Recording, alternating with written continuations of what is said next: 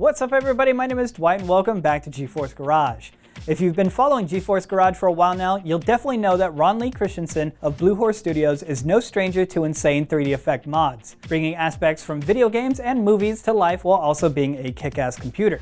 Today he's brought in his Shadow of the Tomb Raider build sporting one of our new GeForce RTX 2080 Ti's.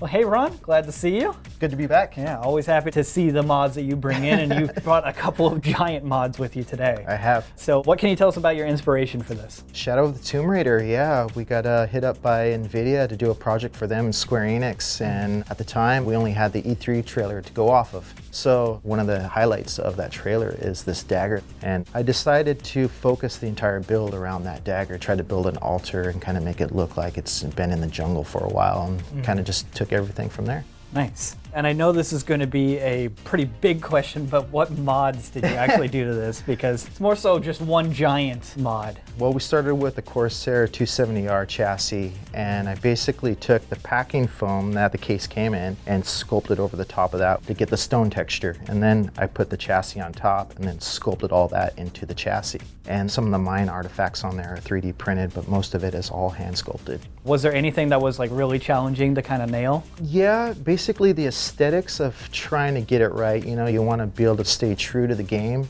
trying to capture that feel and put that into the mod. It was a little tricky, you know, to get the color right and stuff like that, to make it, when you look at it, it feels like a Tomb Raider game. So is there any small mod or something that people may overlook on this that you want to point out? Yeah, actually the dagger from the game, it's just all hand sculpted to make it look like it's hand carved and a little bit of inlaid turquoise and gold. And what we did for the blade is I just took a piece of polystyrene and put some rigid wire down the middle of it and then sculpted over the top of it with some epoxy clay and just gave it that obsidian texture with some sculpting tools. So I noticed you have a lot of lighting effects on here. Can you tell us more about how you did that? Yeah, those are 12-volt LEDs from Amazon. They're flicker LEDs, and I just added a little bit of cotton to the top of them to illuminate the LED a little bit more. Actually gives it kind of the artificial fire effect to it. Yeah, looks very cool. And then you have these climbing axes on there. Did you make those? Those are 3D printed. Picked those up off of Thingiverse and then just painted them up to give them a realistic effect to it, a bit of damage and weathering to them, and yeah.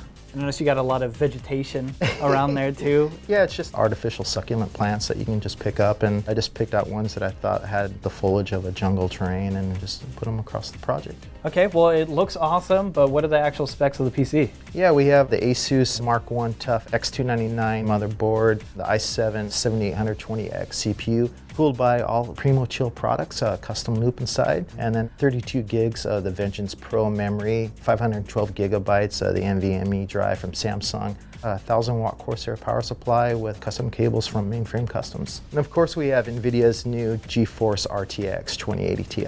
Nice. Well, thanks Ron for coming by. Thanks for having me. Yeah, it was great seeing another gigantic mod from you. I appreciate it. Well, these two builds are amazing. I cannot believe that Ron did that in just 2 months. If you guys enjoyed this type of video, be sure to hit that subscribe button down below. We'll see you for the next one.